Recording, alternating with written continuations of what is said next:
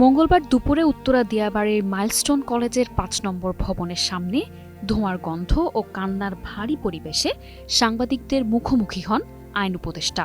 বিধ্বস্ত ভবনের ছায়ায় তখনও পড়ে আছে পুড়ে যাওয়া ব্যাগ, গলে যাওয়া ইউনিফর্মের অংশ আর অসংখ্য চোখের পানি। শিক্ষার্থীরা জানিয়েছে তাদের ৬ দফা দাবি, যার প্রতিটি বুকফাটা বাস্তবতার প্রতিচ্ছবি। সেই দাবিগুলো হৃদয়ের গভীর ক্ষোভ ও বেদনার থেকে উঠে আসা।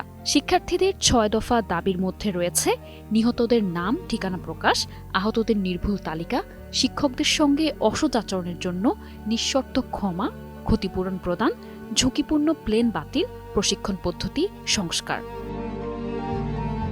এদিকে শিক্ষার্থীদের ৬ দফা দাবি মেনে নেয়ার কথা ঘোষণা করেন আইন উপদেষ্টা।